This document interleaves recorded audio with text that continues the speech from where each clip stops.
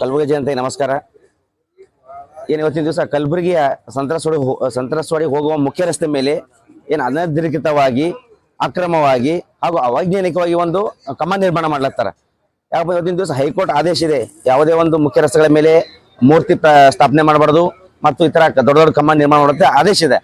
ಅದು ಇಷ್ಟೆಲ್ಲ ಆದೇಶ ಇದ್ರೂ ಕೂಡ ಸುಮಾರು ಒಂದು 6-7 ತಿಂಗಳಿತ್ತು ಆ ಒಂದು ರಸ್ತೆ ಮಧ್ಯ ಒಂದು ದೊಡ್ಡ ಕಮಾನ್ ನಿರ್ಮಾಣ ಮಾಡ್ಲತ್ತಾರ. ಆದ್ರೆ ಇದನ್ನ ಅಲ್ಲಿಯ ಸಾರ್ವಜನಿಕರು ಹೋಗಿ ಮಹಾನಗರ ಪಾಲಿಕೆ ಆಯುಕ್ತರಿಗೆ ಮನವಿ ಕೂಡ ಕೊಟ್ಟಾರ. ಇದು ಸರ್ ಇಲ್ಲಿ ಬಹಳ ಸಮಸ್ಯೆ ಆಗತ್ತದ, ಜನರಿಗೆ ಹೋಗಕ್ಕೆ ಬರೋಕ್ಕೆ ತೊಂದರೆ ಆಗತ್ತದ, ಬಸ್ ಕಟ್ ಆಗ್ತಾ ಇಲ್ಲ ಇಂತ ಸಾಕಷ್ಟು ಬಾರಿ ಮನವಿ ಕೊಟ್ಟಾರ. ಅದೇ ಸಿದ್ದೇಶ್ವರ ಕಾಲನಿ ಜನರು ಕೊಟ್ಟ ನಂತರವು ಏನು ಮಹಾನಗರ ಪಾಲಿಕೆ ಆಯುಕ್ತರಿಗೆ ಹೇಳ್ತಾರಪ್ಪ, ನಾವು ಹೋದಕ್ಕೆ ಹೇಳ್ತಾರ, ಇಲ್ಲ ನಮ್ಗೆ ಮಾಹಿತಿ ಇಲ್ಲ, ನಮ್ಗೆ ಗೊತ್ತಿಲ್ಲ ಅಂತ ಹೇಳ್ತಾರ. ಇವತ್ತಿನ ದಿವಸ ಮಹಾನಗರ ಪಾಲಿಕೆ ಆಯುಕ್ತರಿಗೆ ನಾಚಿಕೆ ಬರಬೇಕು. ಯಾಕಪ್ಪ ಅಂದ್ರೆ ಕಲಬುರಗಿಯಲ್ಲಿ ಎಲ್ಲೇ ಒಂದು ಬ್ಯಾನರ್ ಹಾಕ್ಬೇಕಂದ್ರೂ ಪರ್ಮಿಷನ್ ಕೇಳ್ತಾರೆ ಅವರು.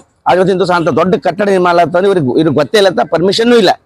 ಅದಕ್ಕೆ ಇದನ್ನೇ ಒಂದು ವಿಷಯ ಇಟ್ಕೊಂಡು ನಾವು ಸಾಕಷ್ಟು ಬಾರಿ ನಾವು ಹೋಗಿ ಮಹಾನಗರ ಪಾಲಿಕೆ ಆಯುಕ್ತರಿಗೆ ಕೇಳ್ಕೊಂಡೇವು, ಸರ್ ಇದನ್ನ ಇಲ್ಲ ನಾವು ಇದನ್ನ ಕಾಮಗಾರಿ ನಿಲ್ಲಿಸ್ತೀವಿ, ಅತಿ ಶೀಘ್ರದಲ್ಲಿ ಅದನ್ನ ಅದ್ರ ಬಗ್ಗೆ ವಿಚಾರಣೆ ಮಾಡ್ತೀವಿ ಅಂತೇಳಿ.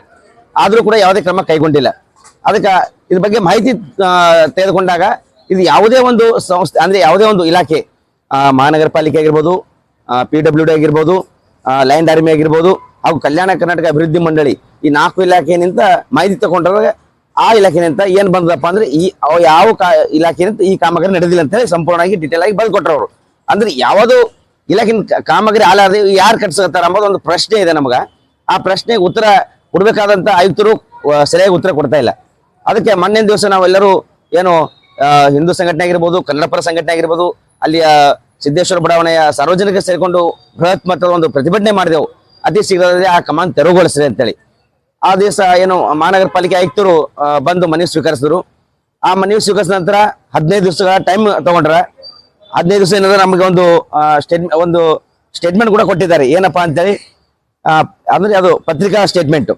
15 ದಿವಸಗಳ ಒಳಗೆ ಏನು ಸಂಬಂಧಪಟ್ಟ ಯಾರು ಅವರು ಕಮಾನ್ ಕಟ್ಸತ್ತಾರ ಅವರು ಬಂದು ನೀವು ಅಪ್ರೋಚ್ ಆಗ್ಬೇಕು. ಅಂದ್ರೆ ನಿಮ್ಮ ಹತ್ರ ಏನ್ ಮಾಹಿತಿ ಇದೆ, ನೀವು ಯಾರ ಪರ್ಮಿಷನ್ ತಗೊಂಡು ಕಟ್ಲತ್ತೀರಿ ಅಂತೇಳಿ ಅವರಿಗೊಂದು ಇದು ಹಾಕ್ಯಾರ.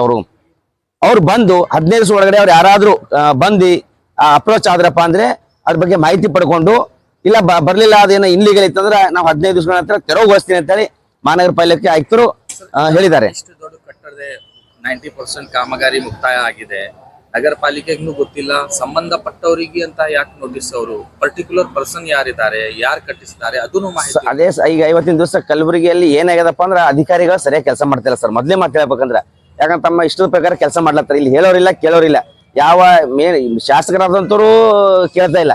ಯಾಕಂದ್ರೆ ಅಂತ ದೊಡ್ಡ ಪ್ರಮಾಣದಲ್ಲಿ ಕಮಾನ್ ನಿರ್ಮಾಣ ಆಗತ್ತದ, ಯಾರು ಕಟ್ಲತ್ತಾರ ಅಂಬೋದು ಗೊತ್ತಿಲ್ಲ ಮಹಾನಗರ ಪಾಲಿಕೆ ಆಯುಕ್ತರಿಗೆ. ಇದು ಒಂದು ತುಂಬಾ ನಾಚಿಕೆ ವಿಷಯ ಇವತ್ತಿನ ದಿವಸ. ಯಾಕಪ್ಪ ಅಂದ್ರೆ ಕಲಬುರಗಿ ಇಂಥ ದೊಡ್ಡ ಕಮಾನ್ ನಿರ್ಮಾಣ ಆಗತ್ತಪ್ಪ ಅಂದ್ರೆ ಒಂದ್ ಸ್ವಲ್ಪ ಮಾಹಿತಿ ಇಲ್ಲ ಅಂದ್ರೆ ಇದೆಲ್ಲೋ ಒಂದು ಸಂಶಯ ಎಡೆ ಮಾಡ್ಕೊಳ್ಳಾಗತ್ತದ. ಯಾಕಪ್ಪ ಅಂದ್ರೆ ಇವತ್ತಿನ ದಿವಸ ಉತ್ತರ ಮತಕ್ಷೇತ್ರದ ಶಾಸಕರು ಒಂದು 30 ಲಕ್ಷ ರೂಪಾಯಿ ಕೊಟ್ಟು ಕಮಾನ್ ಕಟ್ಸತ್ತ ನಮಗೆ ಬಂದ ಮಾಹಿತಿ. ಆ ಮಾಹಿತಿಯನ್ನ ನಾವು ಪಡ್ಕೊಂಡು ಆಯುಕ್ತರಿಗೆ ಕೇಳಿದೆವು. ಇಲ್ಲ ನಮ್ಗೆ ಏನೋ ಗೊತ್ತಿಲ್ಲ ಅಂತ ಹೇಳ್ತಾರ. ಅವ್ರು ಗೊತ್ತಿಲ್ಲ ಅಂತ ಹೇಳ್ತಾರ. ಆದ್ರೂ ಕೂಡ ಅವ್ರು ಏನು ತಮ್ಮ ಫೇಸ್ಬುಕ್ ಸಿಟಿ ಕಾರ್ಪೊರೇಷನ್ ಫೇಸ್ಬುಕ್ ನಲ್ಲಿ ಅಪ್ಲೋಡ್ ಮಾಡಿದ್ದಾರೆ. ಸುಮಾರು 5 ತಿಂಗಳ ಮೊದಲ ಸ್ವಂತ ಕಮಿಷನರ್ ಅವರು, DC ಅವರು ಹಾಗೂ ಏನು ಇಲ್ಲಿಯ ಉತ್ತರ ಮತ್ತು ದಕ್ಷಿಣ ಶಾಸಕರು ಹೋಗಿ ಆ ಒಂದು ಸ್ಥಳ ಪರಿಶೀಲನೆ ಮಾಡ್ಯಾರ.